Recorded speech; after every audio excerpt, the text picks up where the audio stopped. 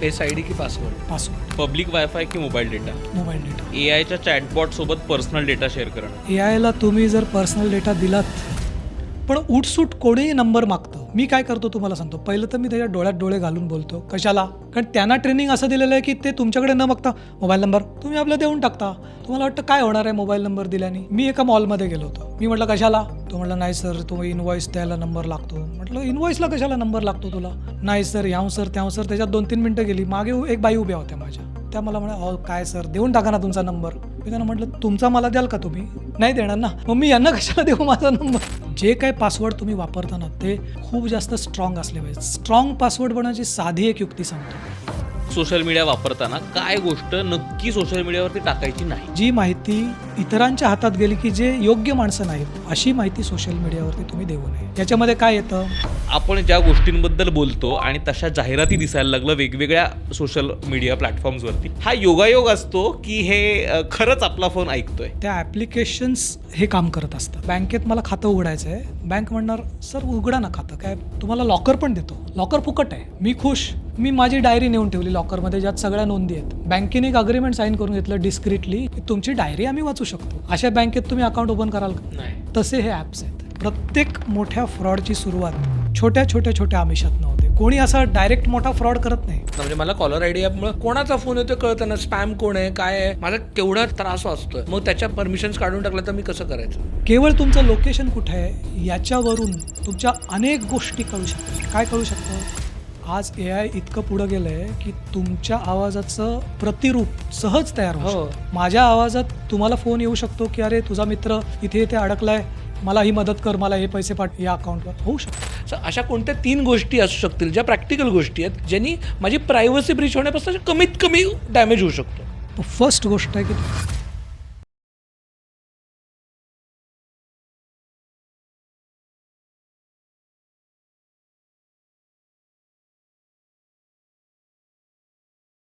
अमुक तमुक फक्त एक यूट्यूब चॅनल नाही, तर ती एक जिज्ञासू लोकांची कम्युनिटी आहे.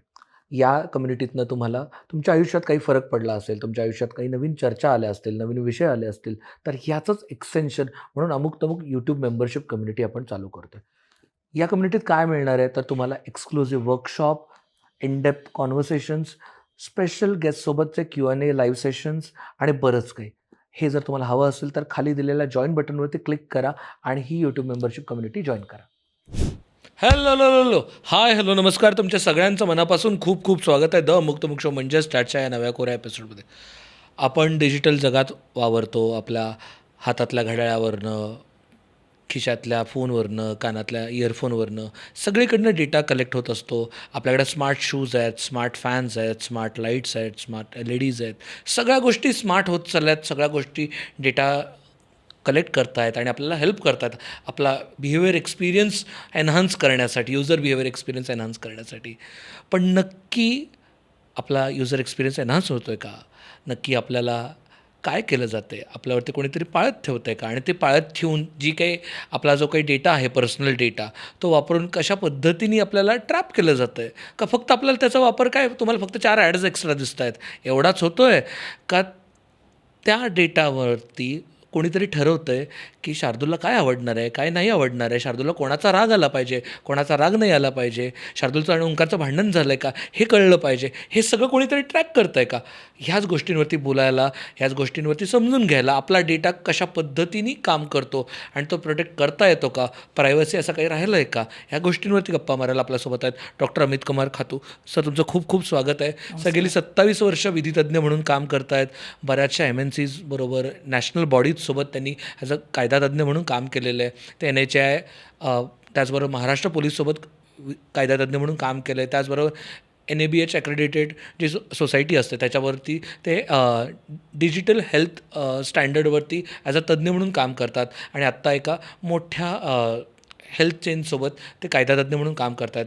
ह्या सगळ्या एक्सपिरियन्समधनं त्यांना ज्या गोष्टी समजल्या आहेत आणि एक नवीन कायदा येऊ घातला आहे त्याच्याबद्दल आपल्याला हेल्प करणार आहेत की काय पद्धतीने आपण याच्याकडे वेगळ्या पर्स्पेक्टिव्हने बघू शकतो आणि स्वतःला प्रोटेक्ट करू शकतो. सर तुमचं खूप खूप स्वागत आहे. थँक्यू तुम्ही बोलवलात मला इथे. जसं आता शार्दूल म्हणाला की या वेगवेगळ्या गोष्टी सतत आपल्या सोबत होत असतात. मला तिथपासूनच सुरू करायचं आहे की हा फोन आपल्या कायम सोबत असतो. डेटा प्रायव्हसी म्हटलं ना की पहिली गोष्ट जी डोळ्यासमोर येतं ना की मी आत्ता काहीतरी बोलताना कुठल्या तरी एका चिप्सबद्दल बोललो किंवा आम्ही फिरायला जाण्याच्या एका ठिकाणाबद्दल गप्पा मारल्या, बालीबद्दल चर्चा केली आणि मला सगळीकडनं मग ट्रॅव्हल टूर कंपनीचे इंस्टाग्रामवरती ॲड दिसायला लागल्या, फेसबुकवरती ॲड दिसायला लागल्या, गुगल उघडलं की तिथे खाली तरी कुणीतरी एक पॅकेज मला विकतं आहे. तर हा आपण ज्या गोष्टींबद्दल बोलतो आणि तशा जाहिराती दिसायला लागलं वेगवेगळ्या सोशल मीडिया प्लॅटफॉर्म्सवरती, हा योगायोग असतो की हे खरंच आपला फोन ऐकतोय. नाही, योगायोग तर अजिबातच नसतो आणि ह्या गोष्टी अशा योगायोगाने घडूच शकत नाहीत. मुळात मोबाईल फोन ॲज सच काही ऐकत नसतो. मोबाईल फोनच्या आतमध्ये इन्स्टॉल्ड असलेले जे ॲप्लिकेशन्स आहेत त्या ॲप्लिकेशन्स हे काम करत असतात. आणि ते का करतात तर तुम्ही त्यांना जाणतेपणे किंवा अजाणतेपणे तशी परवानगी दिलेली असते. बरं. आता ही परवानगी कशी देता तुम्ही? एखादं ॲप जेव्हा तुम्ही इन्स्टॉल करता तेव्हा ते ॲप तुमच्याकडे ठराविक परमिशन्स मागतं किंवा एकच परमिशन मागता, आय ॲग्री. तुम्ही क्लिक करता, पुढे जाता. त्याची एक प्रायव्हसी पॉलिसी असते. त्या प्रायव्हसी पॉलिसीमध्ये ते ॲप काय काय करणार आहे हे लिहिलेलं असतं. ती आपण कधीच वाचत नाही. ठीक आहे, खूप मोठी असते कारण खूप ती. मोठी असते. आणि कन्सेंट फटीग नावाचा एक शब्द आहे. कन्सेंट फटीग म्हणजे की कन्सेंट वाचता वाचताच थकवाईल तुम्हाला. आणि कंटाळवाण्या भाषेत लिहिलेली असते. अगदी अगदी. म्हणजे मी वकील आहे, मला माहिती आहे की कंटाळवाणे डॉक्युमेंट्स लोकांना का वाटतात आणि वकिलांकडे लोक का जातात. तर एवढं कोण वाचणार आहे? ठीक आहे, तर तुम्ही कन्सेंट देता म्हणून ते तुमच्या मायक्रोफोनमध्ये, फोनच्या, तुमच्या कॅमेरामध्ये, तुमच्या फोनबुकमध्ये, तुमच्या लॉग्समध्ये, कॉलच्या, तुमच्या गॅलरीमध्ये, सगळ्यामध्ये शिरकाव करतात. कारण तुम्ही तशी कन्सेंट त्यांना दिलेली आहे. ती केल्यामुळे त्यांना तुमच्यावरती अशी अप्रत्यक्षपणे पाळत ठेवता येते. कारण ते काय म्हणतात की तुम्ही मला या कन्सेंट जर नाही दिल्यात तर माझं ॲप व्यवस्थित फंक्शन नाही होऊ शकत. एखादं चॅटिंग ॲप आहे, त्या चॅटिंग ॲपमधून तुम्हाला गॅलरीतले फोटो पाठवायचे आहेत दुसऱ्याला, मग त्याला तुम्ही गॅलरीत ॲक्सेस दिला पाहिजे. त्या चॅटिंग ॲपमधून तुम्हाला फोन कॉल करायचा आहे, मग तुम्ही त्याला फोन लिस्टमध्ये ॲक्सेस दिला पाहिजे. त्या चॅटिंग ॲपमधनं तुम्हाला एका ठिकाणावरून दुसऱ्या ठिकाणी मी कुठे पोचलो आहे लोकेशन पाठवायचं आहे, लाईव्ह लोकेशन, मग त्याला लोकेशनमध्ये तुम्ही ॲक्सेस दिला पाहिजे. सो अशी विविध प्रकारची ॲप्स तुमच्याकडनं कन्सेंट घेत असतात. त्यामुळे त्यांना हे कळतं की तुम्ही काय बोलताय, तुम्ही कोणाशी बोलताय. म्हणजे फोन कॉलमध्ये काय बोलता ते नाही कळत, पण ओव्हरऑल मायक्रोफोनमध्ये ॲक्सेस असल्यामुळे फोन डॉर्मंट असताना सुद्धा कळू शकतं की तुम्ही कुठले कळीचे शब्द वापरलेत. ठीक आहे, आणि त्यानुसार मग तुमचं ॲनालिसिस होतं की बाबा या माणसाला यात इंटरेस्ट आहे. मग कदाचित त्याला जर हे दाखवलं तर कदाचित तो पोटेन्शियल कस्टमर असू शकतो या गोष्टींचा. त्यामुळे हे होतं. तर योगायोग तर अजिबातच नाही. यालाच थोडंसं पुढे जात कारण आपण डेटा प्रायव्हसी आणि कसं हे प्रोटेक्ट केलं पाहिजे, डेटा प्रोटेक्शन या सगळ्याबद्दल बोलतो आहे. ढोबळमानं जर बघायला गेलं की आत्ता काय आपण बोलता बोलता एखाद्या परदेशी टूरबद्दलचा विषय काढला, मला त्यातनं जाहिराती यायला लागल्या. एखाद्याला साधारण प्रश्न पडेल की आता हे ऑब्झर्व करतोय का आपण? कदाचित करतो आहे, हे असं होतं आहे. पण मला चांगलंच झालं ना, मला त्यातनं जाहिराती मिळाल्या, मला त्यातनं 3-4 वेगवेगळ्या जे काही टूर कंपन्या आहेत त्यांनी वेगवेगळे पॅकेजेस पुढच्या जाहिरातींमध्ये दिले. माझा तर फायदाच झाला ना. माझं यात नुकसान काय होतं आहे? म्हणजे ज्यावेळेस आपण प्रायव्हसी म्हणतो आणि प्रोटेक्शन म्हणतो ते कशासाठी म्हणतो, आणि मग खरं तर तसं बघायला गेलं तर मला फायदाच झाला ना, मग माझं नुकसान काय झालं?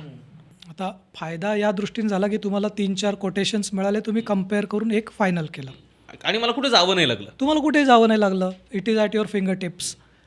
नुकसान काय सांगतो? नुकसान हे आहे की तुमचा हा डेटा जो तिथे कलेक्ट केला गेला तो बॅकएंडला तुमच्या संमती व्यतिरिक्त ते कोणाशी शेअर करतायत हे तुम्हाला माहिती आहे का?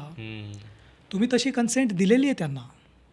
जेव्हा तुम्ही ते ॲप डाउनलोड केलं त्यावेळेस त्यांनी ही कन्सेंट घेतलेली की we may share your data to third parties for enhancing your user experience, for giving you certain offers. ह्या कन्सेंट तुम्ही दिलेल्या असल्यामुळे ते थर्ड पार्टीला देतात डेटा. आणि थर्ड पार्टीकडे डेटा दिल्यानंतर तो कोणाच्या हातात जातो यावरती हे ठरतं की तुमच्याबद्दल काय घडेल. देर आर ऑल्सो फर्म्स की ज्या फर्म्स डेटा वेगवेगळ्या स्रोतांमधून कलेक्ट करतात.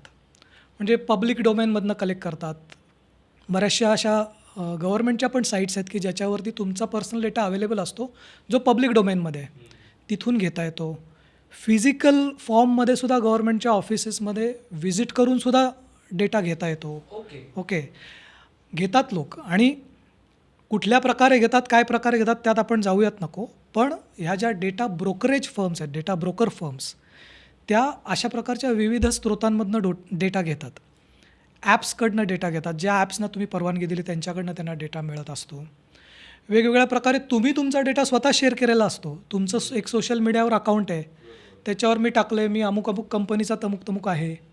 त्यांना माहिती आहे मी कोण आहे, मला इतकी मुलं आहेत, मी इथे जाणार आहे, बघा एन्जॉईंग इन दिस. सो इथून डेटा कलेक्ट केला जातो. सो तुमच्या स्वतःच्या वर्तनातनं आणि विविध स्रोतांमधून जो डेटा कलेक्ट केला जातो तो डेटा कोणाच्या हातात जातो यावरती हे ठरतं की तुमच्याशी काय घडेल. तो डेटा जर एखाद्या सोशली अनसुटेबल एलिमेंटच्या हातात गेला तर तो त्या डेटाचा त्याला हवा तसाच उपयोग करणार ना. कसा, म्हणजे मला हेच समजून घ्यायचं आहे की ज्यावेळेस आपण हा डेटा बाहेर जातो आणि थर्ड पार्टीकडे गेला असं अज्युम केलं, माझा काहीतरी एक मी कुठल्या तरी सोशल मीडियावरती काहीतरी फोटो टाकला आणि त्यात कुठल्या तरी गोष्टींबद्दल काय एखाद्या जेवणाच्या गोष्टीबद्दलचा फोटो होता, मी कुठे आहे कदाचित हे त्यातनं कळतं आहे, हा सगळा डेटा कुठल्या तरी थर्ड पार्टीकडे गेला तर त्याचं होऊ काय शकतं. म्हणजे मला हा प्रश्न मी या अर्थी विचारतोय कारण बहुतेक करून असं वाटतं की आपण तर मी काही खूप पर्सनल तर शेअर नाही केलं आहे ना, माझ्याकडे तर काही चोरण्यासारखं नाही पण आहे, मग माझा डेटा घेऊन ही लोकं काय करणार आहेत, मी तर सेफ आहे ना, म्हणूनचा हा प्रश्न आहे. आता असं आहे की समजा मी एक फोटो पोस्ट केला एका सोशल मीडिया साईटवर की मी ही कार घेतली, ठीक आहे, our new member in our family. Okay, हा डेटा जर एखाद्या सोशली अनसुटेबल एलिमेंटच्या हातामध्ये गेला, त्याला हे तर कळलं की माझ्याकडे या मॉडेलची कार आहे, म्हणजे माझं फायनान्शियल स्टेटस कळलं त्याला की बाबा हा माणूस इतक्या लाखाची कार अफोर्ड करू शकतो. ठीक आहे, तो मला फोन करणार की तुम्ही ती अमुक अमुक कार घेतली आहे ना, त्यात कदाचित नंबर दिसत असेल त्या फोटोमध्ये, या मॉडेलची तुमची ही अमुक अमुक कार आहे, त्याच्यावर ही अशी ऑफर आहे. मी जर लोभी माणूस असेल किंवा मराठीत एक म्हण आहे फुकट ते पौष्टिक, ठीक आहे, तर मला जर वाटलं की बाबा चांगली ऑफर आहे की वा, त्या ऑफरच्या जाळ्यात जर मी ओढला गेलो आणि त्यांनी माझं ब्रेन वॉश करून जर मला अशी काहीतरी ल्युक्रेटिव्ह ऑफर दिली की तुमची ही कार आहे ना, याला पुढची 3 वर्ष सर्व्हिसिंग फ्री, तुम्ही फक्त हे एवढे पैसे भरा, आत्ता 2,000 रुपये भरा, 2,000मध्ये आम्ही सिलेक्टेड कस्टमर्सला ही ऑफर दिले फ्री. मी त्याला जर बळी पडलो, मी त्याला 2,000 दिले, थोड्या दिवसांनी तो अजून काहीतरी एक ऑफर घेऊन येतो आणि अशा छोट्या आमिषातनं मोठे फ्रॉड्स होतात. सो मी जो डेटा शेअर करतो आहे त्याच्यामधून तुम्ही जे म्हटलात काय होणार आहे, तर हे असं होतं, ज्या मोठ्या फ्रॉड्स होतात प्रत्येक मोठ्या फ्रॉडची सुरुवात छोट्या आमिषातनं होते. कोणी असा डायरेक्ट मोठा फ्रॉड करत नाही. सुरुवातीला तुम्हाला पैसे देतील ते, नंतर तुम्हाला म्हणतील 2,000 भरा, 5,000 भरा, नंतर मग हे असं आहे, मग ते तसं आहे, मग हे करा ते करा. तुम्ही एखाद्या अनलॉफुल ठिकाणी तुमचे पैसे गेलेत, तुम्ही जे पेमेंट केलं ना ते ह्याच्यात गेलं आहे, तो माणूस असा आहे, आता हे आम्ही डिस्क्लोज करतो की तुम्ही या माणसाशी तुमचा नेक्सस आहे. आता प्रतिष्ठित माणूस एखादा जर असेल ज्याने आयुष्यभर कणाकणाने इज्जत कमावली आहे, त्याचा पैसा जर कुठल्या तरी अशा अकाउंटवर गेला आहे की ज्याच्यामध्ये अनलॉफुल ॲक्टिव्हिटी चालू आहे आणि त्याला जर ते खरोखर पटवून दिलं की आता तुझं काही खरं नाही, तर माणसं याला बळी पडलेली आहेत. आणि तुम्हाला माहिती असतील अशी अनेक उदाहरणं आजूबाजूला. ॲब्सोल्युटली. असं आहे की तुम्हाला लगेच फरक नाही पडणार, कदाचित कधीच फरक पण नाही पडणार. पण आता समजा तुम्ही तुमच्या लहान मुलाचं फोटो टाकला, तो शाळेत गेल्यावर फोटो टाकला, तो या शाळेत शिकतो, तो अजून थोडा मोठा झाला, त्यांनी हे मेडल मिळवलं त्याचा फोटो टाकला, अजून थोडा मोठा झाला, ही डिग्री मिळवली, इकडे गेला तिकडे गेला, इथे खायला जातो तिकडे खायला जातो, हे सगळं तुम्ही टाकत राहिल्यानंतर त्याची ऑलरेडी स्टोरी तयार झाली सोशल मीडियावर आणि ती अनेकांच्या हातात गेली. त्याचे फोटो आहेत तिथे. फेस रिकग्निशन नावाचा पण एक प्रकार आहे. फेक आयडेंटिटी क्रिएट होऊ शकते फेस रिकग्निशनमुळे. तुम्ही समजा आत्ता त्याला फरक पडत नसेल तुम्हाला, पण तो जेव्हा मुलगा तुमचा 20-25 वर्षाचा होईल, 20-25 वर्षाचा तो झालेला असताना लहानपणापासून त्याची स्टोरी दुसऱ्या कोणाच्या तरी हातात आहे ऑलरेडी. तुम्हाला हे चालणार आहे का की तुमच्या बाळाची स्टोरी तो जेव्हा 20 वर्षाचा होईल तेव्हा बऱ्याच अनलॉफुल एलिमेंट्सच्या हातामध्ये आहे. तो कुठे शिकला, कधी त्याचा जन्म झाला, कुठल्या दिवशी तो कुठल्या शाळेत गेला, कुठल्या दिवशी तो 10वी झाला, कुठल्या दिवशी 5वी झाला, 12वी झाला, सगळा डेटा जर कोणाच्या तरी हातामध्ये असेल तर त्याचा उपयोग काय होईल भविष्यात जाऊन. कोणीतरी त्याला कॉन्टॅक्ट करेल. भविष्य सांगणारे जे असतात ना त्यांच्यावर विश्वास का तुमचा बसतो, कारण ते भूतकाळ आधी सांगतात. सोशल इंजिनिअरिंग करणारे, ब्रेन वॉश करणारे जे लोक आहेत ते त्याला भूतकाळ सांगतील त्याचा कधीतरी. अरे तू ह्या शाळेत होतास ना, तिथे ते तुझा मित्र हा होता, कारण तुम्ही मित्राचा पण टाकला आहे फोटो, त्यानं टॅग केलं आहे, ते या शाळेमधल्या ह्या बॅचला होतास तू, तुला एवढे मार्क मिळाले होते. तो म्हणेल हा तर मला चांगला ओळखतो, अरे मी पण तिथेच राहायचो, मला माहिती आहे की तू मला ओळखत नाहीस, मी तुला ओळखतो. तो पटकन विश्वास टाकेल त्याच्यावर. त्यामुळे तुम्ही किती मध्यमवर्गीय आहात, किती निम्न दर्जात आहात यांनी काही फरक पडत नाही.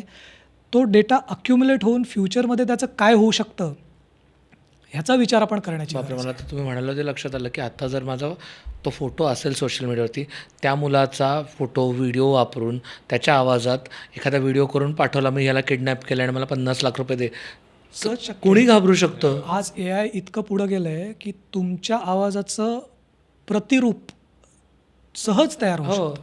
माझ्या आवाजात तुम्हाला फोन येऊ शकतो की अरे तुझा मित्र इथे इथे अडकलाय, किंवा तोच बोलतोय असंही होऊ शकतं. अरे मी बोलतोय, मला ही मदत कर, मला हे पैसे पाठव या अकाउंटवर, होऊ शकतं. ॲब्सोल्युट. म्हणजे मी परवाच एक रील बघितली, त्याच्यातच मी ॲड करतो फक्त की असाच एक फोन येतो की आई माझा असा ॲक्सिडेंट झाला आहे आणि माझा फोन बंद आहे आणि हे यांनी फोन ओढून घेतला आहे, मला फोन देत नाहीत, प्लीज यांना 5,000 रुपये पाठव, नाही तर हे सोडत नाहीत, मला मारतायत. असं म्हणलं ते माझ्या मुलीच्या आवाजात जर मला फोन आला, कोणतेही आईवडील हे घाबरून हे करणार आहेत. त्या रीलमध्ये असं सांगितलं तुमचा एक फॅमिलीचा कोडवर्ड ठरवून ठेवा, जो फक्त तुम्हाला फॅमिलीला माहिती आहे, जो तुम्ही विचारलात आणि तो जर नाही आला तर याचा अर्थ तो फेक कॉल आहे, असं काहीतरी तुम्ही त्याला एक सिस्टीम लावू शकता. बरोबर आहे. सो अशा कोणत्या 3 गोष्टी असू शकतील ज्या प्रॅक्टिकल गोष्टी आहेत ज्यांनी माझी प्रायव्हसी ब्रीच होण्यापासून कमीत कमी डॅमेज होऊ शकतो. येस.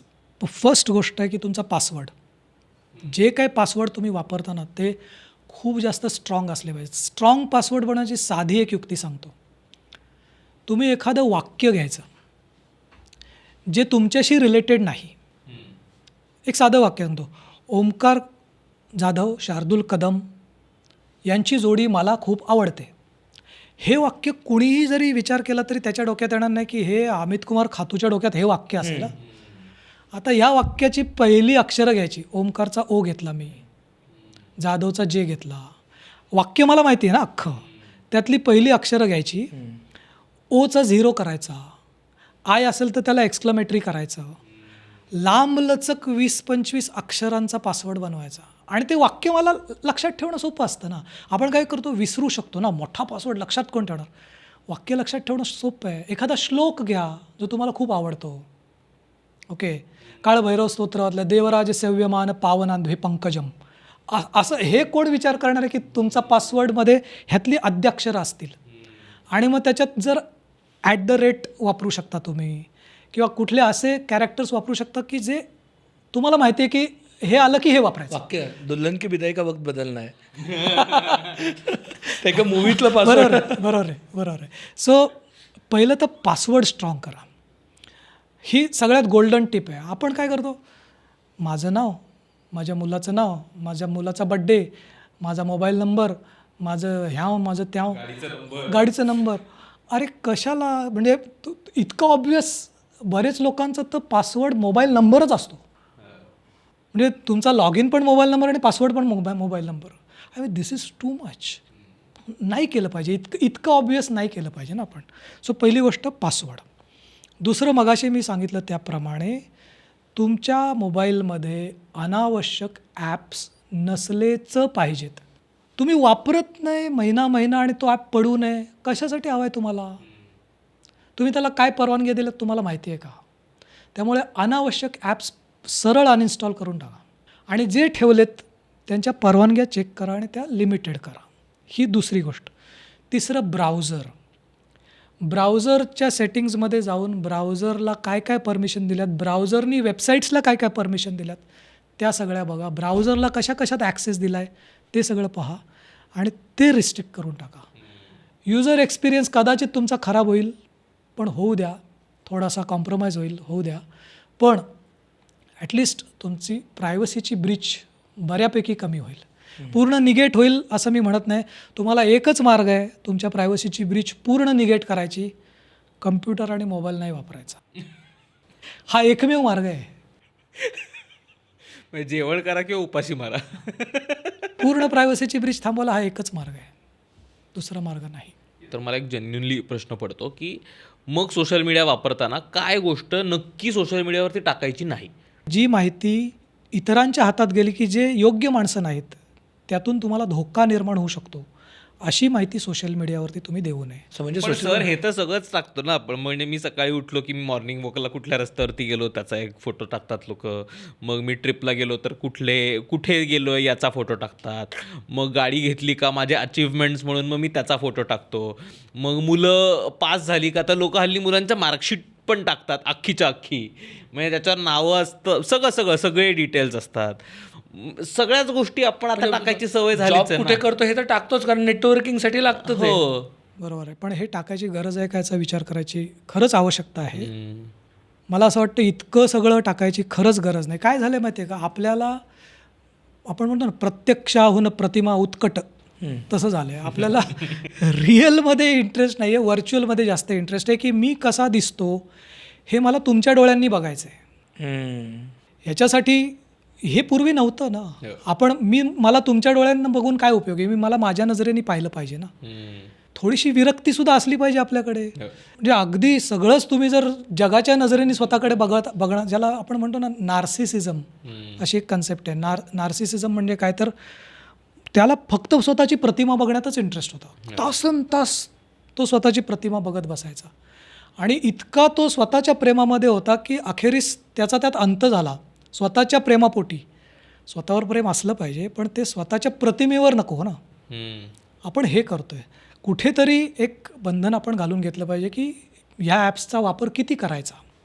मी माझ्यापुरतं तुम्हाला सांगू शकतो, social media apps, food delivery apps, e commerce apps आणि तुमचे समजा तुम्हाला कुठला एखादा ड्रामाला जायचं आहे, मूवीला जायचं आहे, असले ॲप्स, बुकिंगचे कुठले ॲप्स? बुकिंगचे ॲप्स जनरली आपण हे ॲप्स वापरतो नेहमी. किंवा इथून तिथे जायचं आहे, ट्रॅव्हलचे ॲप्स. हे ॲप्स मी माझ्यापुरते गरजेपुरतेच डाउनलोड करतो आणि नंतर अनइन्स्टॉल करतो. ओके. का बरं? हे ॲप्स मी महिन्यातनं काय फार कधी फूड मागवत नाही. फॉर्च्युनेटली माझ्या घरी चांगलं फूड बनतं, त्यामुळे मला बाहेरनं फूड फारसं मागवावं लागत नाही. जर मी महिन्यातून एखाद्या वेळेस किंवा 2 महिन्यातनं एखाद्या वेळेसच वापरणार असेल तर ते ॲप मी माझ्या मोबाईलमध्ये ठेवल्यामुळे त्याला ज्या मी परवानग्या दिल्यात तो माझा डेटा फेच करत असतो. तुम्ही बघा अनइन्स्टॉल करून. मला व्हॉट्सॲपवर मेसेज येतो, doctor Amit Khatu, we are missing you at XYZ. कारण मी अनइन्स्टॉल केलं आहे ना. त्याचा मेसेज येतो मला, तो मला मिस करतो. का बरं मला इतका तू बाबा मिस करतोस? काय म्हणे तुझं माझं काय आहे एवढं की तू मला मिस करतोस? तर माझ्याकडून जी माहिती मिळते ती माहिती मिळत नाही ना. त्यामुळे शक्यतो ज्याला शक्य आहे त्यांनी, आता प्रत्येकाने एक करावं असं काय माझं म्हणणं नाही, प्रत्येकाला जमेल असं पण नाही, पण शक्यतो जितका मिनिमम वापर करता येईल या ॲप्सचा. तुम्हाला अनइन्स्टॉल नसेल करायचा, कंटाळा आहे ना आपल्या आजच्या पिढीला कंटाळा आहे सगळा. काय करावं, मग त्याच्या परमिशन्स रिस्ट्रिक्ट कराव्या. मोबाईलच्या सेटिंगमध्ये ॲप्सचा ऑप्शन असतो, ॲप्स परमिशन्सचा ऑप्शन असतो. त्या परमिशन्स तुम्ही अनटिक करा ना. जो ॲक्सेस दिला आहे तो ॲक्सेस काढून टाका. बऱ्याचशा गोष्टींमधला तुमचा डेटा फेच करणार नाही ते आणि अननेसेसरी तुमच्यावरती सर्वेलन्स होणार नाही. हे तरी करू शकता. आता फॉर एक्झाम्पल आपण कॉलर आय डी ॲप्स वापरतो ज्यांनी, कारण का पण हे ॲप्स सर कन्व्हिनियंट असतात ना. म्हणजे मला कॉलर आय डी ॲपमुळं कोणाचा फोन येतो कळतं ना, स्पॅम कोण आहे काय आहे, माझा केवढा त्रास वाचतो आहे. मग त्याच्या परमिशन्स काढून टाकल्या तर मी कसं करायचं? ही ॲप्स डाउनलोड केल्यामुळे होतं काय, तर त्यांना तुमच्या फोन बुकमध्ये एंट्री आहे, त्यांना तुमच्या कॉल लॉग्समध्ये एंट्री आहे. मी दिवसभरामध्ये ओमकारशी किती वेळ बोलतो हे त्यांना माहिती आहे. दिवसभरामध्ये मी सर्वात जास्त वेळ कोणाशी बोलतो हे त्यांना माहिती आहे. सो या कॉल लॉग्स ह्याला मेटा डेटा म्हणतात की डेटा अबाउट डेटा. मी काय बोलतो हे माहिती नाही कारण त्याच्यात एंट्री करू शकत नाही. There are regulations of government of India किंवा पार्लमेंटचे ॲक्ट आहेत की ज्याच्यानुसार माझा फोन टॅप नाही करतात किंवा मी काय संभाषण करतो हे कोणाला कळू शकत नाही. पण मी कोणाशी बोलतो हे कळू शकतं. त्यातून तुमचा एक बिहेवियरल पॅटर्न तयार होतो. प्रोफायलिंग केलं जातं की ह्या माणसाला काय सवयी आहेत, हा माणूस जास्त वेळ कोणाशी घालवतो. याच्यातून तो डेटा जर तिसऱ्या व्यक्तीकडे गेला तर तो तिसरा व्यक्ती त्याचा काही वेगळा वापर करू शकतो. बापरे, मी तेच बघत होतो.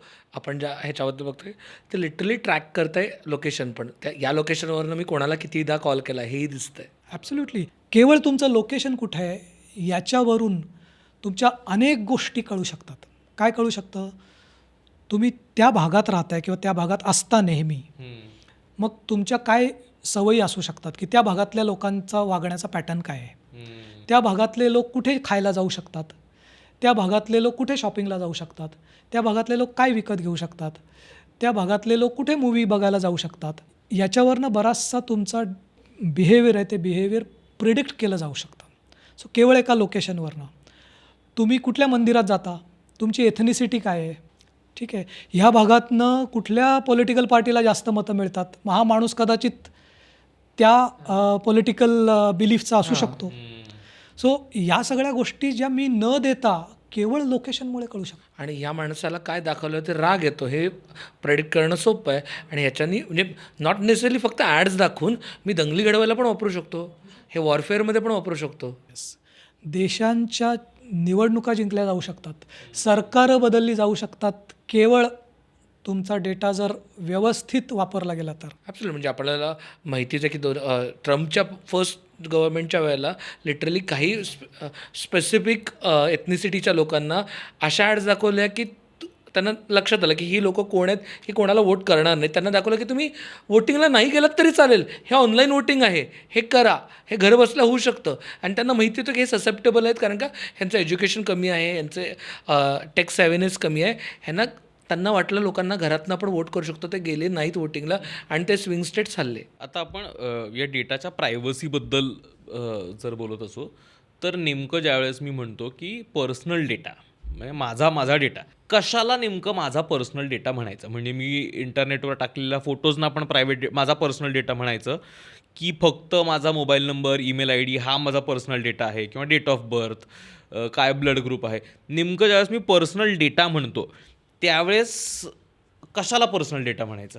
हे बघा, आता कायद्यातली व्याख्या जर तुम्ही बघाल, जो digital personal data protection act नावाचा जो कायदा आत्ता 2023च्या ऑगस्टमध्ये आला आहे, त्याच्यात केलेली व्याख्या अशी आहे की personal data means the data by which a person is identifiable. Okay. म्हणजे ओमकार जाधव हा पर्सनल डेटा नाही होऊ शकत, पण ओमकार जाधव आणि हा मोबाईल नंबर याने तुम्हीच फक्त आयडेंटिफाय होऊ शकता. किंवा हा पॅन नंबर आणि ओमकार जाधव हा पर्सनल डेटा झाला. तर ज्या डेटामुळे मी आयडेंटिफाय होऊ शकतो, कायद्याच्या भाषेत तो पर्सनल डेटा आहे. पण कायद्याच्या पलीकडे सुद्धा जग आहे. तर ज्या डेटामुळे माझी ओळख लोक पटवू शकतात, जसा माझा फोटो आहे एखादा मी टाकलेला, तो सुद्धा माझा पर्सनल डेटा आहे. पण तुम्ही स्वतःहून सोशल मीडियावरती टाकलेला तुमचा पर्सनल डेटा हा कायदा प्रोटेक्ट करत नाही. अच्छा. हां, म्हणजे तुम्हीच या कायद्यामध्ये ॲप्लिकॅबिलिटी नावाचं एक सेक्शन आहे. ॲप्लिकॅबिलिटीमध्ये हा कायदा कुठे लागू होतो तर भारतात असलेला आणि भारतात प्रोसेस झालेला डेटा, भारतात दिलेल्या सर्व्हिसेस किंवा गुड्सबद्दल परदेशात प्रोसेस झालेला डेटा. म्हणजे एखादी कंपनी इथे सर्व्हिस देते पण डेटा बाहेर प्रोसेस करते दुसऱ्या देशात, त्याला पण हा कायदा कव्हर करतो. तिकडे जरी काही त्या डेटाबरोबर ब्रीच झाली तरी या कायद्याने त्याच्यावरती ॲक्शन घेतली जाऊ शकते. ह्या कायद्यामध्ये फक्त डिजिटल पर्सनल डेटा आहे. म्हणजे मी माझ्या सोसायटीत जातो तेव्हा समजा तिथे वॉचमन बसलेला आहे, त्या वॉचमनच्या रजिस्टरमध्ये जर नाव नंबर लिहिला दॅट इज नॉट कवर्ड. पण तेच जर ॲपमध्ये घेतलं तर तो हां, so the data which is in physical form is not covered, but if it is converted subsequently in digital form, that is covered. ॲपमध्ये जो घेतात ना data society, that is covered. So तो पर्सनल डेटा झाला. पण त्याला एक्झॅम्पशन आहेत की काय नाही कवर्ड आहे तर डोमेस्टिक कारणासाठी जर तुमच्या माझ्यात काहीतरी झालं तर म्हणजे कमर्शियल कारणासाठी नाही, केवळ डोमेस्टिक तुमच्या माझ्यात मी डेटा शेअर केला, दॅट इज नॉट कवर्ड. दुसरं, मी स्वतःहून पब्लिक डोमेनमध्ये जो शेअर केलेला माझा डेटा आहे, पर्सनल डेटा, जो कोणालाही ॲक्सेसिबल आहे, तो कायदा त्याला प्रोटेक्ट करत नाही. आणि असा डेटा कायद्याने बंधन आहे पब्लिकली डिस्क्लोज करण्याचं. ठीक आहे, म्हणजे एखादा रेड कॉर्नर नोटीस दिली, हा माणूस बाबा असा आहे, कायद्याने बंधनकारक जे आहे की हे जाहीर करायचं, तो डेटा यात कवर्ड नाही. सो अशी याची ॲप्लिकेबिलिटी. आपण कुठेही बाहेर गेलो की सहज आपल्याला सतत आपला फोन नंबर मागतात. म्हणजे आपण रेस्टॉरंटमध्ये ऑर्डर द्यायला गेलो की ते ऑर्डर घेताना तुमचा फोन नंबर मागतात, म्हणजे टेबल देण्याआधीच फोन नंबर मागतात. म्हणजे तिथं अजून जेवण जाऊन ऑर्डरही नाही केलेलं आहे आपण कुठल्याही दुकानात काहीतरी एक वस्तू घ्यायला गेलो, खाद्यपदार्थ घ्यायला गेलो, तिथे बिल करताना ते तुम्हाला तुमचा नंबर मागतात. जिथे कुठे जाऊ, पार्किंगला गेलो, पार्किंगलाही नंबर मागतात, सगळीकडे नंबर मागतात. अशा ठिकाणी नंबर दिल्याने काय होऊ शकतं? म्हणजे एकतर नंबर द्यायला पाहिजे का? बऱ्याच ठिकाणी आपल्याला डिनाय करू देत नाही. म्हणजे आता मी तर शक्यतो देतच नाही, मी म्हणतो की नाही द्यायचं मला. तर काही वेळेस ते हुज्जत घालतात, काही वेळेस नाही म्हणतात, काही वेळेस म्हणतात की नाही आम्ही 0000 टाकतो, असं काहीतरी करतात. एकतर नंबर द्यायला पाहिजे का कुठल्याही अनोळखी ठिकाणी जिथून आपण एखादी वस्तू विकत घेतोय किंवा काही सर्व्हिस विकत घेतोय? आणि जरी दिला नंबर तर काय होईल त्या नंबर तिथे दिल्याने? पहिला प्रश्न, नंबर द्यायला पाहिजे का? अजिबातच नंबर देण्याचं कुठलंही कायदेशीर बंधन द्यायचं नाही. द्यायचं नाही म्हणजे तो तुमचं चॉईस आहे, पण कायद्याने बंधन नाही आहे की तुम्ही नंबर नाही दिला म्हणून तुम्ही वस्तू विकत नाही घेऊ शकत, असं काही नाही आहे. इमर्जन्सी सर्व्हिसेस जे आहेत, समजा हॉस्पिटल आहे, समजा तुमचा पेशंट ॲडमिट आहे, तुम्हाला अचानक काहीतरी त्यांना बोलवायला लागू शकतं, तिथे दिला पाहिजे, कारण त्यांनी तुम्हाला तशी सर्व्हिस अपेक्षित आहे. ओके, पण उठसूट कोणीही नंबर मागतं, मी काय करतो तुम्हाला सांगतो. पहिलं तर मी त्याच्या डोळ्यात डोळे घालून बोलतो, कशाला? असं जर तुम्ही थेट बोललात ना तर तो अर्धा माणूस तिथे गार होतो, कारण त्यांना ट्रेनिंग असं दिलेलं आहे की ते तुमच्याकडे न बघता मोबाईल नंबर तुम्ही आपलं देऊन टाकता. तुम्हाला वाटतं काय होणार आहे मोबाईल नंबर दिल्याने? मी एका मॉलमध्ये गेलो होतो, मोठी लाईन होती. मी म्हटलं कशाला? तो म्हटलं नाही सर, तो इनवॉईस द्यायला नंबर लागतो. म्हटलं इनवॉईसला कशाला नंबर लागतो तुला? तुमच्या मोबाईलवर इनवॉईस पाठवू आम्ही. म्हटलं मला मोबाईलवर इनवॉईस पाठवायची काही गरज नाही. तुला इनवॉईस तू मला हार्ड कॉपीमध्ये देणं तुझ्यावर बंधनकारक आहे, तू मला इनवॉईस दिलाच पाहिजे. नाही सर, ह्याव सर त्याव सर. त्याच्यात 2-3 मिनटं गेली. मागे एक बाई उभ्या होत्या माझ्या, त्या मला म्हणा अहो काय सर, देऊन टाका ना तुमचा नंबर. मी त्यांना म्हटलं तुमचा मला द्याल का तुम्ही? त्या देतील त्यांचा नंबर मला, नाही देणार ना, मग मी यांना कशाला देऊ माझा नंबर? खरं आहे, पण ॲब्सोल्युटली आहे ना. मी जर एखाद्या रस्त्यावर अनोळखी स्त्री जवळ गेलो आणि तिला म्हटलं तुमचा मोबाईल नंबर द्या, हे किती विचित्र आहे. आणि उठसूट कोणी माझा मोबाईल नंबर मागतंय. आता काय होऊ शकतं? नुसत्या मोबाईल नंबरनी कदाचित काही होणार नाही, पण एखाद्या अँटी सोशल एलिमेंटकडे तुमचा मोबाईल नंबर पण आहे, तुमचं लोकेशन पण आहे, तुमचा आधारची कॉपी पण आहे, तुमच्या पॅनची पण कॉपी आहे. तो माणूस त्याच्या आधारे बरंच काही करू शकतो. काय करू शकतो? समजा सिम स्वॅपिंग नावाचा एक प्रकार आहे. असं घडू शकतं की तो टेलिकॉम कंपनीकडे तक्रार करू शकतो आणि त्या टेलिकॉम कंपनीच्या ऑफिसमधल्या एखाद्या माणसाला जर त्याने हँडल केलं असेल की बाबा माझं सिम आहे ना ते खराब झालं आहे, हरवलं आहे, तर डिॲक्टिवेट करा. तर माझं मोबाईलचं सिम डिॲक्टिवेट होऊन तो त्याचं पर्यायी सिम त्याच नंबरचं घेऊ शकतो. मग माझे सगळे OTP त्यावर जातील. म्हणजे माझे कागद आहेत ना त्याच्याकडे, आधार आहे, पॅन आहे, अजून काय काय आहे त्याच्याकडे जे लागतात, आणि ते सिम ॲक्टिवेट केल्यानंतर माझी बँक बॅलन्स पण नील होऊ शकतो. इतकं एक्स्ट्रीम घडणार नाही प्रत्येकाच्या बाबतीत, मी असं नाही म्हणत की प्रत्येकाच्या बाबतीत घडेल, पण शक्यता पण नाकारता येत नाहीत, कारण लोक हे करतायत. सगळ्यात जास्त फ्रॉड्स हे OTP तुमच्या जो रजिस्टर्ड मोबाईल आहे त्याच्यावरचा दुसऱ्याकडे गेल्यामुळे होतात.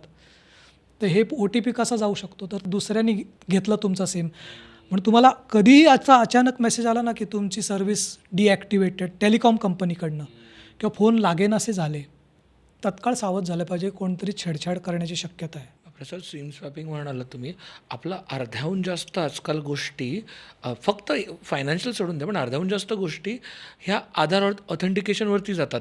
समजा जर माझं सिम स्वॅप झालं आणि मी पटकन लक्षात नाही आलं आणि आधार ऑथेंटिकेशन जर दुसऱ्याकडे गेलं, काहीही होऊ शकतं. काय होऊ शकतं. बापरे. तर त्यामुळे द्या ना मोबाईल नंबर, काय फरक पडतो? खूप फरक पडू शकतो. त्यामुळे आपण रिस्ट्रिक्ट केलं पाहिजे.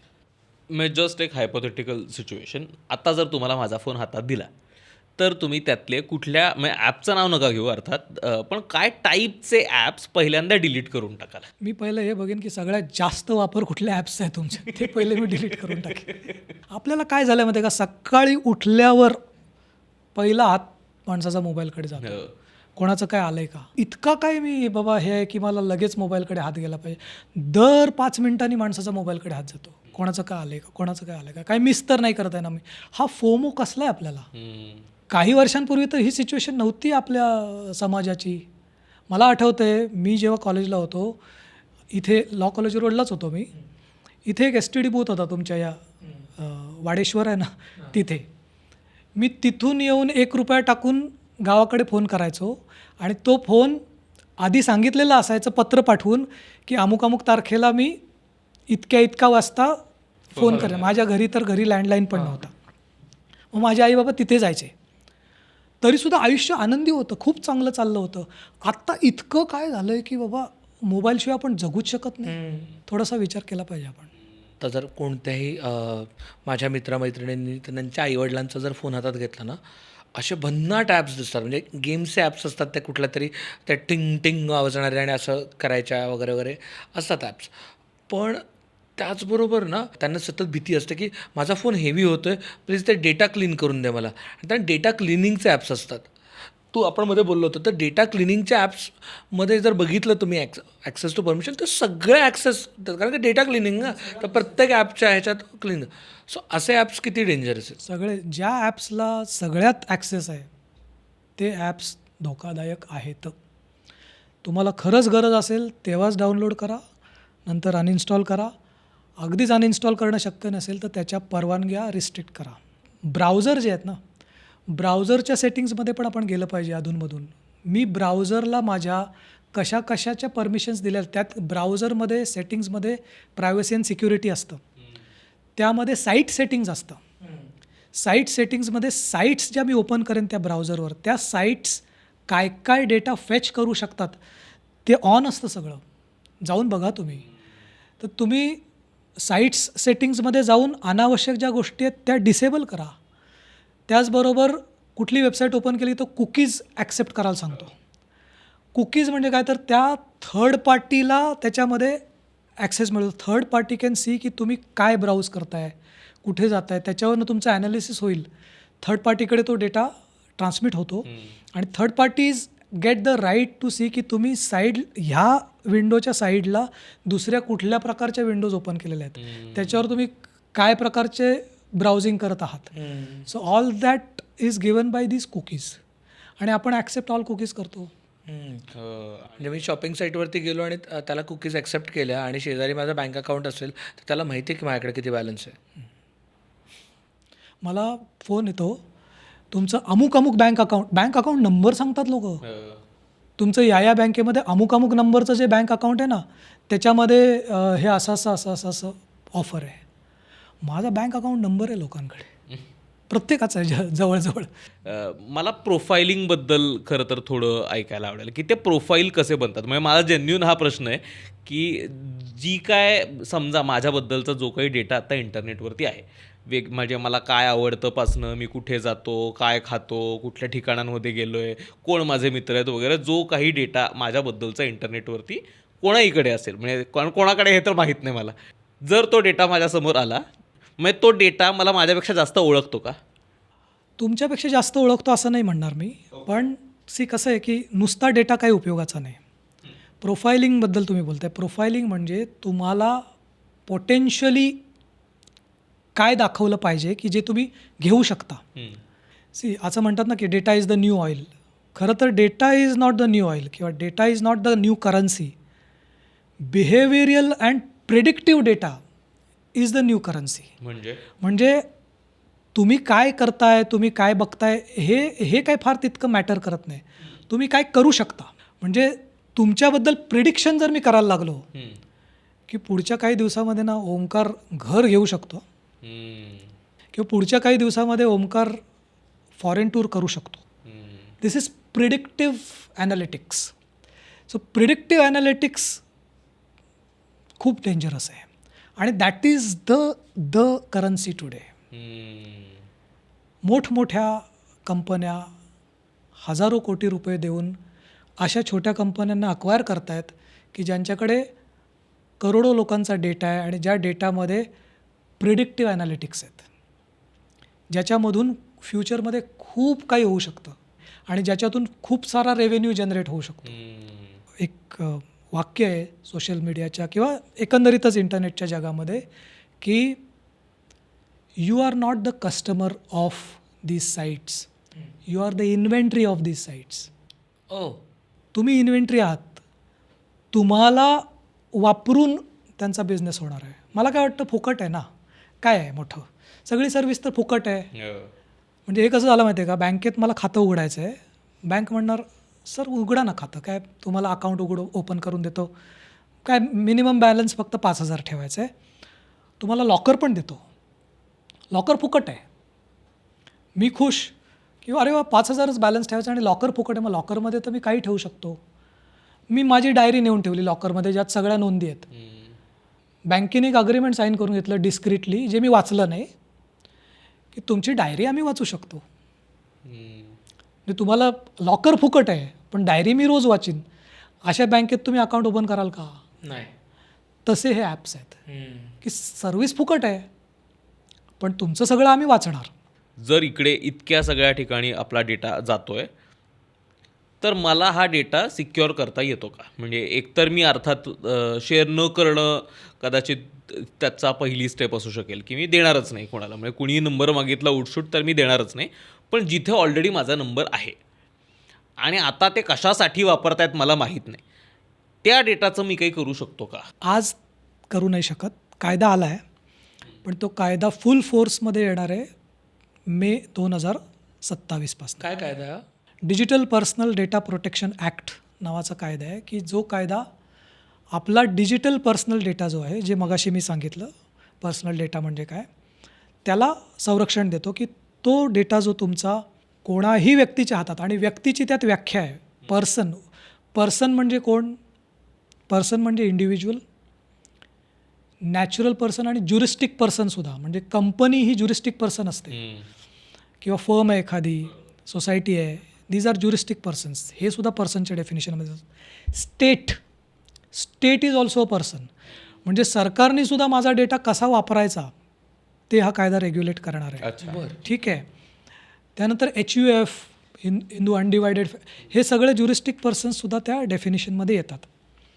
हा जो कायदा आलेला आहे, हा कायदा येण्यापूर्वी खूप साऱ्या डेव्हलपमेंट आपल्या देशामध्ये झाल्या. म्हणजे माझा डॉक्टरेटचा विषय हा होता, प्रायव्हसी लॉज हा माझा डॉक्टरेटचा विषय होता 2015मध्ये. तर त्यावेळी ह्या कायद्याचा तर मागमूस पण नव्हता. बाहेरच्या देशांमध्ये हे कायदे होते पण माझा थिसिस असा होता की आपल्या देशाला गरज आहे, असा हायपोथिसिस होता आणि तो सिद्ध करावा लागतो. का बरं गरज आहे? मग ते वेगवेगळ्या देशांचं कम्पॅरेटिव्ह त्याच्यामध्ये स्टडी होता की युरोपियन युनियनमध्ये काय आहे, UK काय, US काय, सिंगापोरमध्ये काय, मग भारतात काय आहे, मग भारतात का असलं पाहिजे वगैरे वगैरे. तर हा कायदा येण्यापूर्वी आपल्या देशामध्ये प्रायव्हसी हा जो हक्क आहे आपला, खाजगीपणाचा हक्क, हा फंडामेंटल राईट म्हणून रेकग्नाईज झालेला नव्हता. सो मूलभूत हक्क जेव्हा एखाद्या गोष्टीला रेकग्नाईज करतं ते कोण करतं, तर सुप्रीम कोर्ट डिक्लेअर करतं की हा फंडामेंटल राईट आहे. आणि फंडामेंटल राईट कशाखाली येतो, तर राज्यघटनेखाली येतो. कॉन्स्टिट्यूशनमध्ये चॅप्टर 3 आहे ज्याच्यामध्ये वेगवेगळे मूलभूत हक्क दिलेत, समानता, right to life, right to education, education, freedoms आहेत, फ्रीडम ऑफ स्पीच, एक्सप्रेशन, हे सगळे फंडामेंटल राईट्स आहेत. एखादी गोष्ट जेव्हा फंडामेंटल राईट म्हणून रेकग्नाईज झालेली नसते तेव्हा त्याच्याबद्दल सरकार कसा कायदा करू शकतात त्यावर नियंत्रण नसतं. म्हणजे प्रायव्हसी तुमची सरकार कशीही इंट्रूड करू शकतं, म्हणजे त्यावर अतिक्रमण करू शकतं जर तो फंडामेंटल राईट नसेल तर. म्हणजे पूर्वी बऱ्याचशा केसेस झाल्या हा कायदा येण्यापूर्वी की ज्याच्यामध्ये सुप्रीम कोर्टाने म्हटलं की पोलिसांनी रात्री तुमच्याकडे अचानक व्हिजिट केली आणि तुमचा सर्च केला घराचा, तुम्हाला हक्क नाही आहे कारण ती प्रायव्हसीची तुमच्या ब्रीच होत नाही. पण हळूहळू सुप्रीम कोर्टाने वेगवेगळ्या निवाड्यांमध्ये हळूहळू रेकग्नाईज करायला सुरुवात केली. अगोदर काही लार्जर बेंचमध्ये एखाद्या जजेसनी रेकग्नाईज केलं की नाही हा privacy is a fundamental right. Ultimately 2017मध्ये Puttaswamy versus Union of India असं एक जजमेंट होतं ज्याच्यामध्ये 9 जजेसचा बेंच बसला, which was a constitutional bench. आणि त्यांनी हे जाहीर केलं की खाजगीपणाचा हक्क हा मूलभूत हक्क आहे आणि तो आर्टिकल 14, आर्टिकल 19 आणि आर्टिकल 21 खाली येतो. 14मध्ये इक्वॅलिटी येते, 19मध्ये फ्रीडम्स येतात आणि आर्टिकल 21 खाली राईट टू लाईफ येतं. ओके, राईट टू लाईफमध्ये येतो. राईट टू लाईफमध्ये राईट टू प्रायव्हसी म्हणजे आर्टिकल 21 काय म्हणतं की no person shall be deprived of his personal liberty and life except according to procedure established by law. म्हणजे कायद्याने घालून दिलेल्या प्रक्रियेव्यतिरिक्त कोणालाही त्याच्या पर्सनल लिबर्टी आणि लाईफपासून हिरावून घेता येणार नाही. सो आज 200 देशांपैकी 172 देशांमध्ये प्रायव्हसीचा वेगळा कायदा आहे, स्पेसिफिक कायदा गव्हर्निंग प्रायव्हसी. आणि ही संख्या एकूण देशांच्या संख्येच्या साधारण 79-80% आहे. आणि जगाच्या लोकसंख्येचा जर विचार केला तर जगाच्या लोकसंख्येच्या 85% लोकसंख्येकडे स्पेसिफिक प्रायव्हसीचा कायदा आहे. आपला भारत जगातली सर्वात मोठी लोकसंख्या असलेला देश आहे ज्याच्यामध्ये अजून कायदा फोर्समध्ये यायचा आहे. सो ही केवढी मोठी आयरनी आहे की 8.5 बिलियन लोकसंख्या जगाची आहे, त्यापैकी 1.5 बिलियन आपली आहे आणि आपल्याकडे प्रायव्हसीचा वेगळा कायदा नव्हता, आता आला आहे आणि जो पूर्ण फोर्समध्ये येईल थोड्या दिवसात. बापरे. म्हणजे सर हा जेव्हा कायदा येईल तेव्हा जे आपल्याला आता सतत लोन घ्याचे फोन येतात, इन्शुरन्स घ्या, हे हवं आहे, आणि कुठेही आपण क्वेरी न करता, काही न टाकता, किंवा समजा मी जर चेक केलं साधं की बाबा काय मिळू शकतो मला, क्रेडिट स्कोअर काय आत्ता माझा, हे जरी चेक केलं तरी मला लगेच त्यांना असं वाटतं मला लोन हवं आहे आणि करतात. हे बंद होतील का? हे बंद व्हायलाच पाहिजेत आणि होतील. कारण या कायद्यामध्ये काय तरतुदी आहेत सांगतो तुम्हाला. या कायद्यामध्ये असं आहेत की कुठल्याही व्यक्तीचा पर्सनल डेटा जर तुम्ही प्रोसेस करत असाल, एखादी संस्था प्रोसेस करत असेल किंवा कोणी प्रोसेस करत असेल, तर तो प्रोसेस करण्यासाठी त्या व्यक्तीची तुम्हाला संमती घेतली पाहिजे. तुम्ही त्यांना विचारू शकता की माझी माहिती तुझ्याकडे आली कुठून, मी तर तुला दिली नाही. जो लोन घ्या म्हणतोय ती कंपनीला तुम्ही तर माहिती दिली नाही, मग तुझ्याकडे आली कुठून? तो म्हणेल नाही आमच्या डेटाबेसमध्ये होती असं तसं. सरळ उठून तुम्ही डेटा प्रोटेक्शन बोर्डाकडे तक्रार करायची किंवा मला हे त्रास देतात फोन करून, मी तर यांना माझी माहिती दिलेली नाही, याची तुम्ही चौकशी करा. कायद्यामध्ये स्पेसिफिक कन्सेंटची प्रोव्हिजन आहे. कन्सेंट कशी असली पाहिजे? Consent has to be free, specific, unambiguous. Okay, आणि सिग्निफाईंग अन अग्रीमेंट, म्हणजे कन्सेंट अशी असली पाहिजे की मी तुम्हाला करार करून दिल्यासारखी असली पाहिजे, अशी कन्सेंट असली पाहिजे. स्पेसिफिक. आता काय केलं होतं, जनरल कन्सेंट घेतली जाते. खाली एक टेक मार्क की तुम्हाला ऑफर आणि याच्यासाठी मेल केला चालेल का? Yes I agree. तशी नाही चालणार. मी तुमचा डेटा कुठल्या कुठल्या कारणासाठी वापरणार आहे हे तुम्हाला मी स्पेसिफिक सांगणं भाग होणार आहे हा कायदा आल्यावर. म्हणजे जसं हॉस्पिटलमध्ये ऑपरेशनच्या आधी आपण रिटर्न कन्सेंट देतो मोठीच्या मोठी, इन्फॉर्म्ड कन्सेंट असते तशी. तशी consent has to be informed also, तो पण एक त्यात एलिमेंट आहे. सो तशी स्पेसिफिक कन्सेंट प्रत्येक कारणासाठी घेतली पाहिजे. समजा तुम्ही एखाद्या सोशल मीडिया साईटवर तुमचा डेटा शेअर करताय, तर त्या साईटनी तुम्हाला नोटीस दिली पाहिजे किंवा तुमची ही कन्सेंट या पर्पजसाठी घेतली आहे आणि प्रत्येक पर्पज स्पेसिफिक असला पाहिजे आणि कन्सेंट फटीग येईल अशी कन्सेंट नाही पाहिजे. ओके, हेही लिहिलं आहे. ती क्रिस्प पाहिजे, इझी पाहिजे, इझी टू अंडरस्टँड, द्यायला सोपी पाहिजे. Specific, free. स्पेसिफिक म्हटलं की काय झालं, एवढी मोठी कन्सेंट स्पेसिफिक नाही होत ना. सो कन्सेंट स्पेसिफिक म्हणजे त्या मुद्द्याला धरून पाहिजे, अशा त्यात तरतुदी आहेत.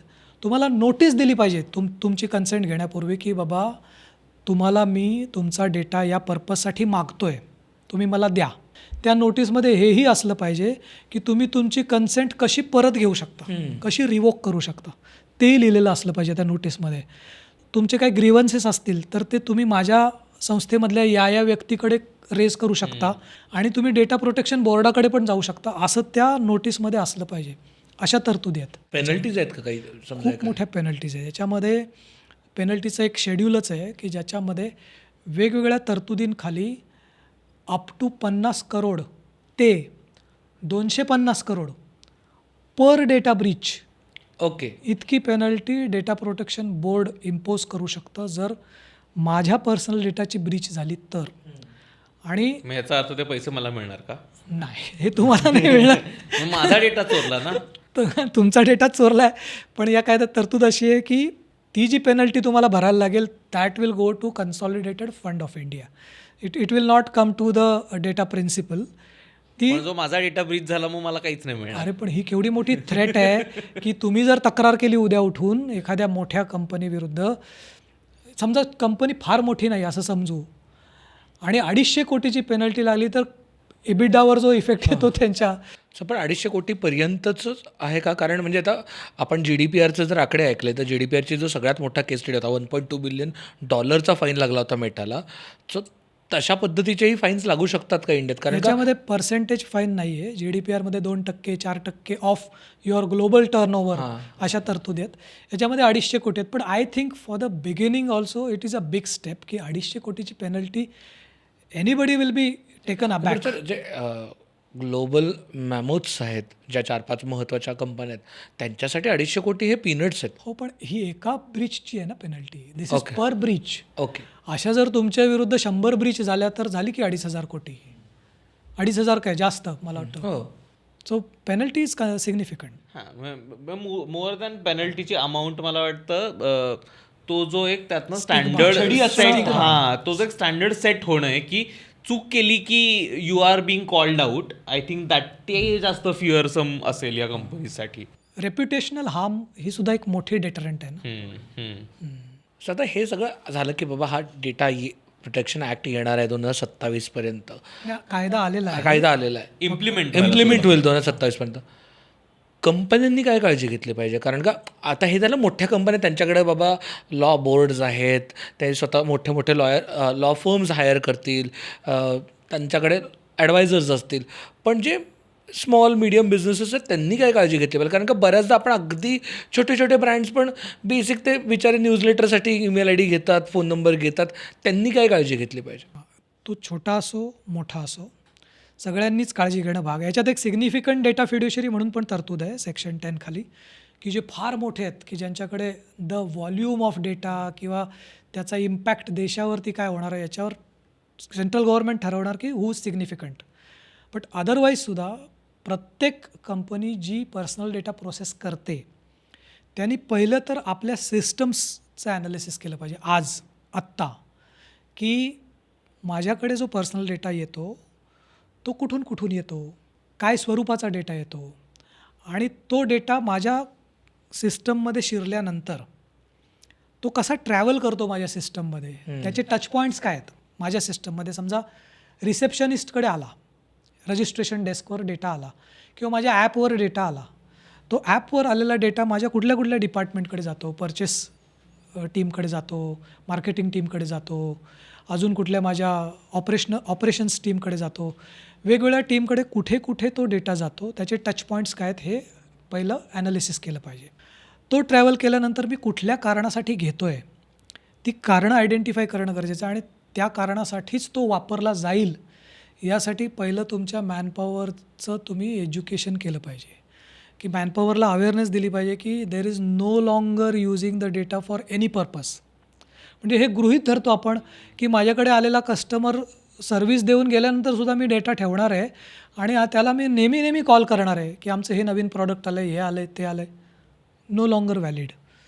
तर awareness of the staff is very important.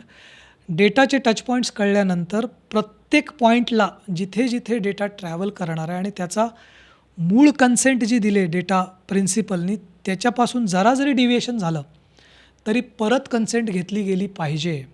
म्हणजे मी बँकेत लोनसाठी अप्लाय केलं, लोन घेतलं म्हणून लगेच इन्शुरन्स कंपनीने फोन नाही करायचा, लगेच FD फोन नाही करायचा.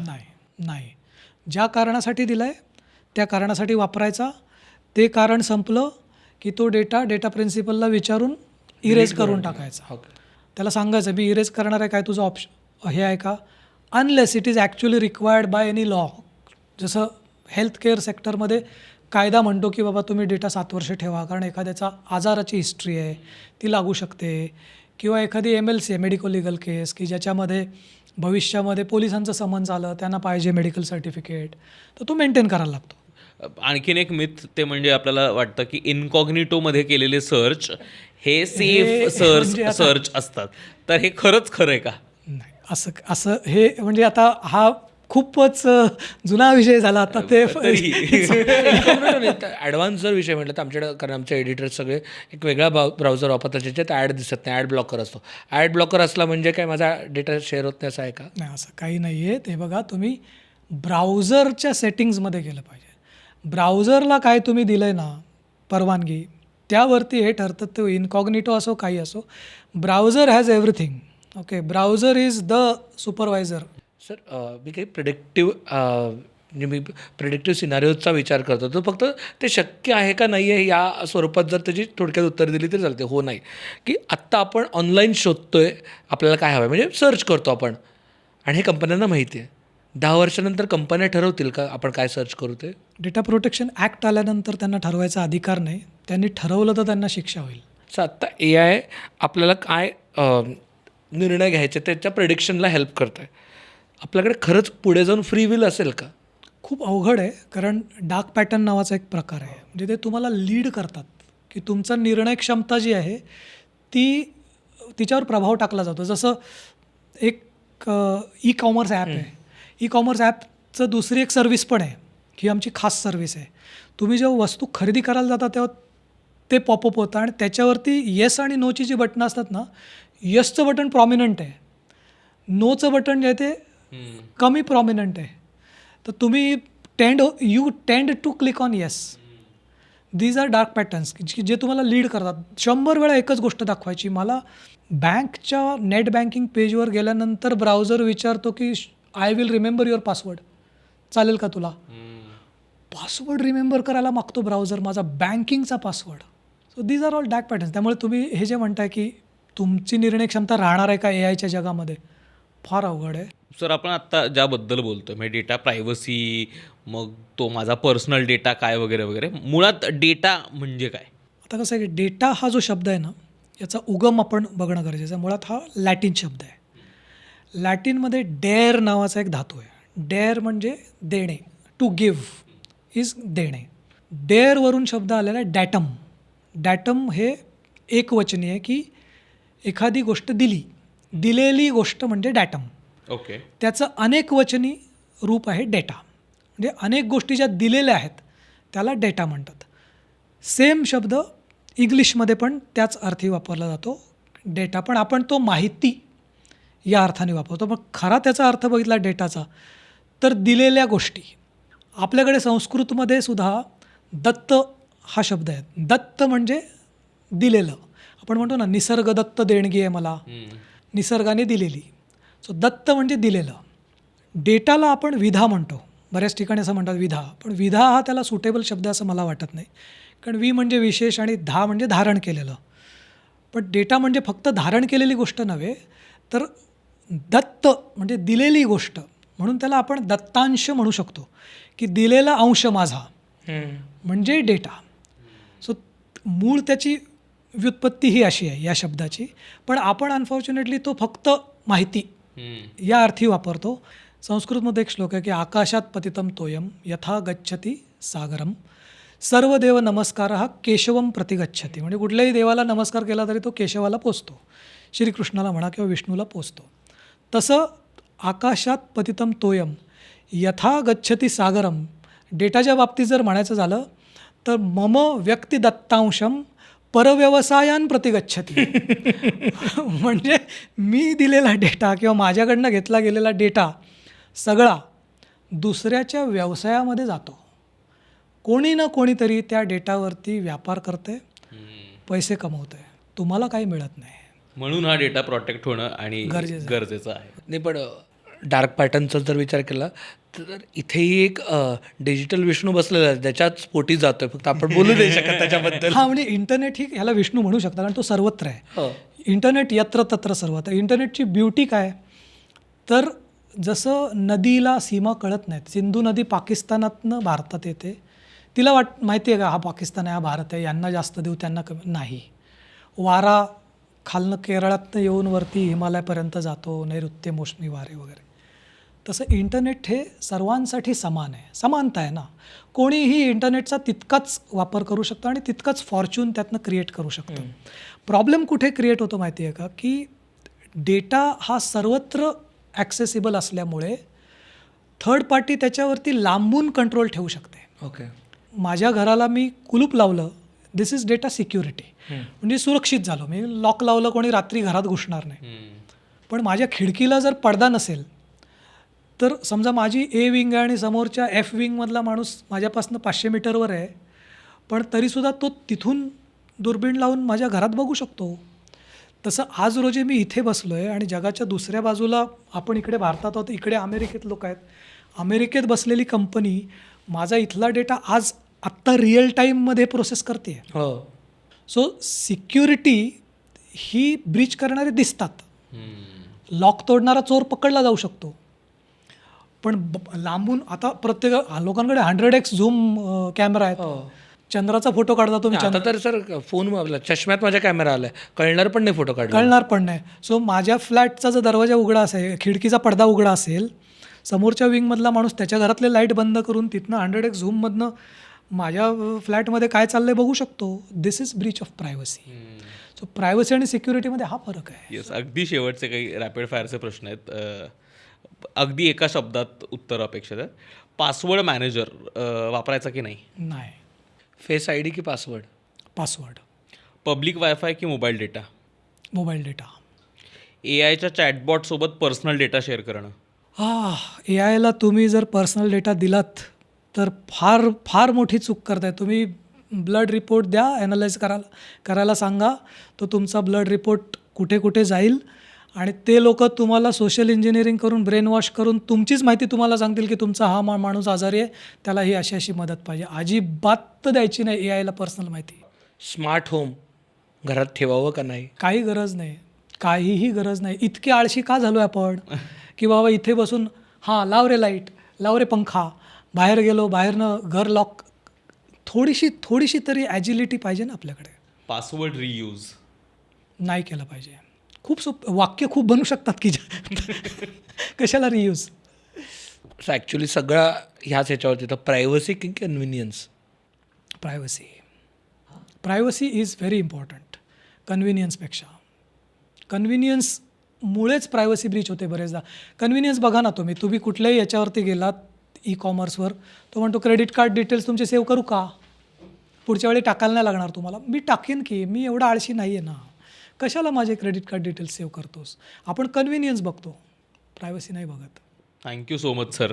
म्हणजे तसा अत्यंत महत्त्वाचा विषय खूप सोपा करत सांगितला, मजा मस्करी करत. तर खूपच आभार. कारण खूप महत्त्वाचं आहे. आपण बऱ्याचदा त्या विषयाकडे दुर्लक्ष करतो. आपल्याला असं वाटतं की हे इतकं कॉमन आहे, नंबर, ईमेल ID सगळीकडे देणं, आणि आपल्याला त्याचं आता हल्ली काही वाटणं बंद झालं आहे. तर त्यातनं काय काय होऊ शकतं याची जाणीव होणंसुद्धा खूप महत्त्वाचं होतं. तर खूप आभार तुमचे. थँक्यू. तुम्हाला आजचा एपिसोड कसा वाटला नक्की कळवा. तुम्हाला जर काही प्रश्न असतील डेटा प्रायव्हसीबद्दल किंवा त्या कायद्याबद्दल, तर तेही खाली विचारू शकता. आम्ही ते सरांपर्यंत पोहोचवण्याचा प्रयत्न करू. आणि तुमच्या फॅमिली ग्रुप्समध्ये आणि मित्रांच्या सर्कल्समध्ये हा एपिसोड पाठवायला विसरू नका. धन्यवाद. लो बसावा.